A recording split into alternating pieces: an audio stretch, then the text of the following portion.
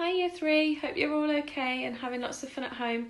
Us Year 3 teachers are all really missing you a lot, and we're really missing our story time at the end of the day as well. So we thought what we would do is take it in turns to read a chapter of the story that we started a few weeks ago, Oliver and the Seawigs.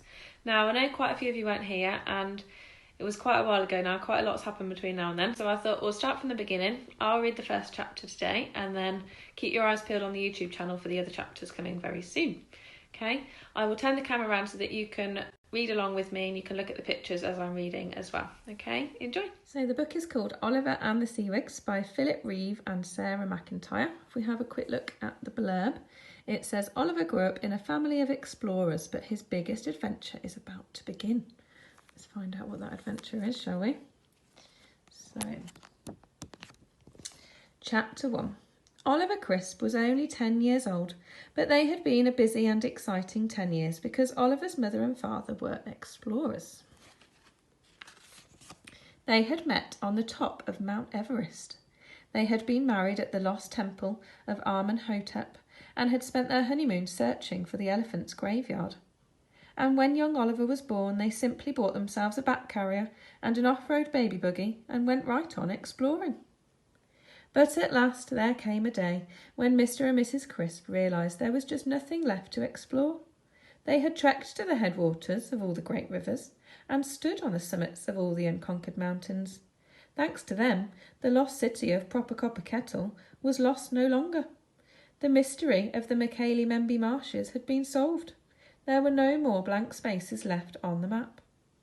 So they packed their belongings aboard their Explorermobile and drove home to the house which they owned but had hardly ever lived in by Deepwater Bay, near the little seaside town of St. Porix. No more exploring for us, they told each other sadly. It's time we settled down. Oliver wasn't sad though, he was excited. He was tired of living the explorer's life.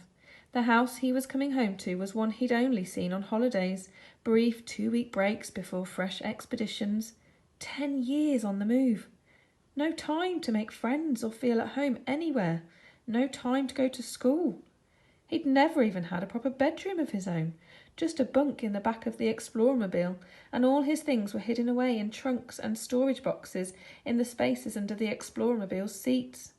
He thought it would be exciting to have a whole house to live in and wake up every day to the same view. At Deepwater Bay he would have his own bedroom and bathroom, and he would be starting next term at the school in St. Porix. Now that might not sound so good to you, but Oliver had never been to school and he was excited about that too. He perched between his parents as Mum steered the Explorermobile carefully along the winding lanes. He was waiting for the moment when Deepwater Bay came in sight. It's not a very pretty house, his mother reminded him. It's really rather old and creaky, and the wind blows right through it. It needs lots of work doing, but we never found the time or the money. There's not a lot of money in exploring. Okay, said Oliver, but he didn't stop feeling excited. They came over a sudden headland, and there it was, the blue bay all dotted with shaggy, steep-sided islands. The house stood at the top of the beach. It was big and grey, with orange lichen dappling its roof. Wow, said Oliver. Wow, said his dad. Wow, said his mum, stopping the Explorermobile on a curve of the steep lane and just sitting there staring in sheer amazement. Wow, they all three said again. Oliver was pleased that his parents sounded just as thrilled as he was. Then he looked at them and saw that it was not the house that they were looking at, but all those scruffy islands in the bay. Where have they come from? Asked his father. I don't remember them. Mum was rustling the map. They're not marked here, she gasped. 9, 10, 15, Dad muttered. They must be new islands. Volcanic, probably. Unmapped, said Mum. Uncharted, said Dad. Unexplored, they whispered, both together. Oliver sighed. He'd seen them like this before, whenever they heard of a vanished city or a forbidden tomb. Still, he thought, at least they can explore these islands from home. He looked happily at the house, while Mum, with her eyes on the island, started the Explormobile again and took it screeching down the zigzag lane to the beach. Oliver started unpacking at once. While his mother and father fetched down their inflatable dinghy from the Explormobile's roof, he unlocked the house and carried boxes and bags and suitcases inside. He walked through the big, echoey, dimly familiar rooms, whisking dust sheets off the armchairs which had waited so long for someone to come and sit in them again. He ran upstairs to his room and bounced on the bed. He loved his room already, the way the sunlight came into it and made a long golden stripe down the wallpaper.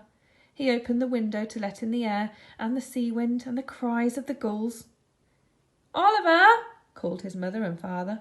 They were down at the sea's edge, ready to go off and explore the new islands. They stood in the shallows, waving. Their inflatable dinghy tossed between them as the waves broke under it. "Oliver, come with us!" "I'm busy," Oliver shouted back. "Why don't you go and have a look around without me? I'll be all right."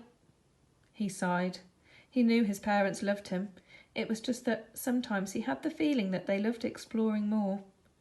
The little dinghy's outboard motor drowned out the seagulls with its angry bee buzz as Mum steered through the surf. It circled a small island just offshore, then took off with a roar across the bay towards the larger ones. Oliver brought his suitcase upstairs and opened it. Carefully, he set out his favourite things on shelves and on the windowsill. He arranged his books on the shelf beside his bed. He hung up his clothes in the cupboard. The bar of sunlight moved along the wall. And suddenly Oliver realised that it was quite a long time since he'd heard the outboard or his parents' voices. He went to the window and leaned out. Deepwater Bay was deserted, and the evening sun shone golden on the waves. There was no sign of Mum and Dad. The islands had vanished.